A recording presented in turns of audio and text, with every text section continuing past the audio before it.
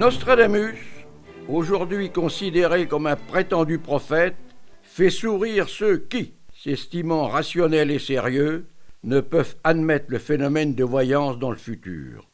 Et pourtant, cela fait plus de 450 ans que Nostradamus fait réfléchir par ses textes appelés centuries, estimés prophétiques, et publiés en 1555-1558, puis reprises post-mortem.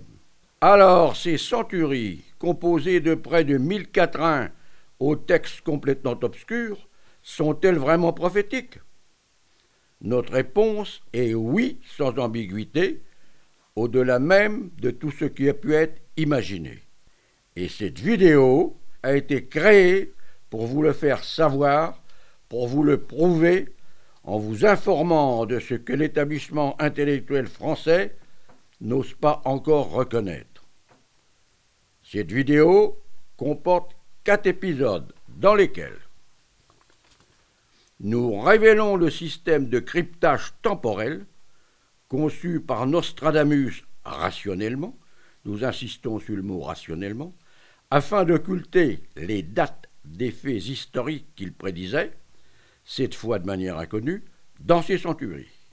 Vous allez faire la connaissance du chercheur qui s'est fait appeler Nockham et qui, de 1995 à 2010, a reconstitué ce système de cryptage à l'aide des indices laissés par Nostradamus lui-même et qui, maintenant, permet le décodage des centuries. Nous dirons pourquoi Nostradamus a occulté ses textes à l'aide de ce système de cryptage. Nous révélerons que son objectif fut de prévenir l'humanité d'un cataclysme planétaire, le même que celui prédit par saint Jean dans sa révélation, l'Apocalypse. Mais n'ayez pas peur, il ne s'agit pas d'une nouvelle farce de type Maya pour fin du monde en 2012. Ce cataclysme est prévu pour dans 200 ans, le temps que l'humanité ait eu le temps de fabriquer l'équivalent d'une arche de Noé afin de sauver ce qui pourra l'être. Je laisse maintenant la parole à Nockham, le chercheur par qui tout est arrivé. Bonjour. Nockham est le nom que j'ai utilisé pour diffuser à partir de 1998 mes recherches sur Nostradamus. Car ce personnage est aujourd'hui considéré comme sulfureux, en France particulièrement.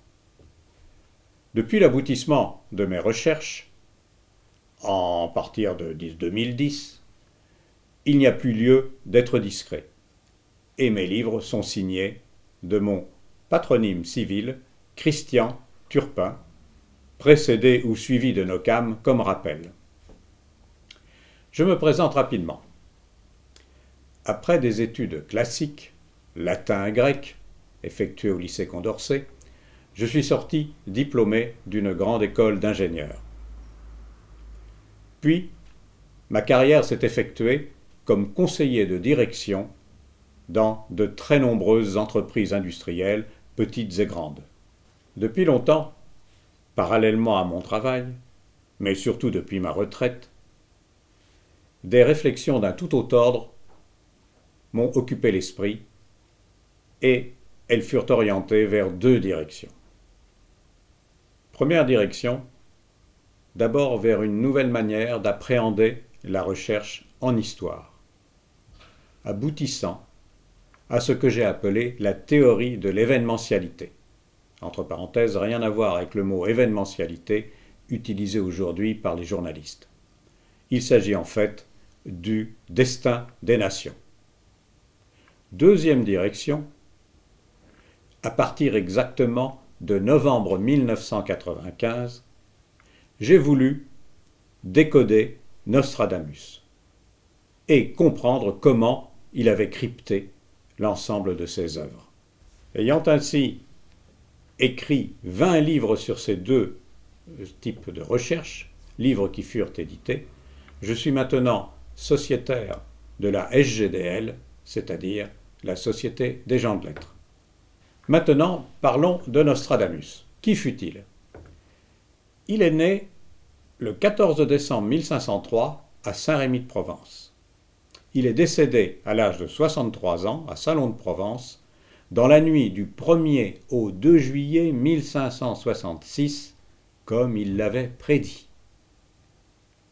Voici le seul portrait que nous ayons de lui, et qui fut réalisé post-mortem, de mémoire, par son fils César de Notre-Dame.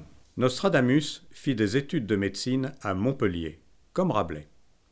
Il devint connu en luttant contre les épidémies de peste courantes à cette époque de la Renaissance. Après un premier veuvage dû à la peste, il se remaria en s'installant à Salon de Provence, non sans auparavant avoir fait de mystérieux voyages en Italie. Dans un de mes livres, Nostradamus décodé, je révèle un scoop. Il y fut intronisé grand maître de l'ordre secret et ésotérique des fidèles d'amour, I fideli d'amore, dont avait fait partie, 250 ans plus tôt, Dante Alighieri. La preuve historique en fut trouvée à Turin en une plaque gravée. C'est à Salon de Provence qu'à partir de 1550, il se lança dans la publication d'almanachs annuels qui le rendirent célèbre dans toute l'Europe, car il s'y adonnait à des prédictions théoriquement sur l'année à venir et très curieusement rédigées. Il faut comprendre qu'il était lu par la cour royale, par les princes, par les archevêques, par le Vatican, puis dans tous les estaminets par le petit peuple. C'est là aussi, à Salon de Provence, qu'il rédigea ses centuries, au nombre de 10, et contenant chacune 100 quatrains, à l'exception de la 7e centurie qui n'en contient que 42. Ces centuries furent éditées en 2 fois, en 1555 et, on le pense, en 1558, précédées de préfaces, puis rééditées après sa mort. Nostradamus fut aussi l'auteur de 58 succincts codés, retrouvés volontairement en 1600 après sa mort. J'insiste sur le mot volontairement, comme nous le dirons dans les épisodes prochains. Contrairement à l'avis des exégètes, j'ai démontré que Nostradamus en était bien l'auteur, en les signant astucieusement dans le succinct numéro 38. Pour conclure cette présentation de Nostradamus, je veux surtout vous dire une chose, c'est que Nostradamus ne fut pas un fantaisiste, historien de son passé, ayant écrit obscurément pour se faire remarquer, comme certaines émissions de FR3 fin novembre 2012, péremptoirement l'a affirmé en niant sa capacité divinatoire.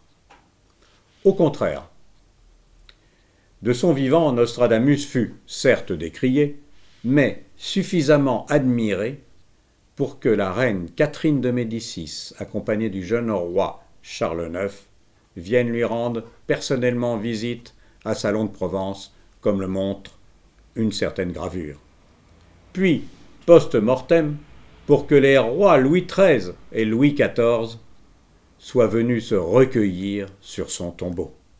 Et maintenant, entrons dans le vif du sujet qui vous intéresse aujourd'hui, le décodage de l'œuvre de Nostradamus.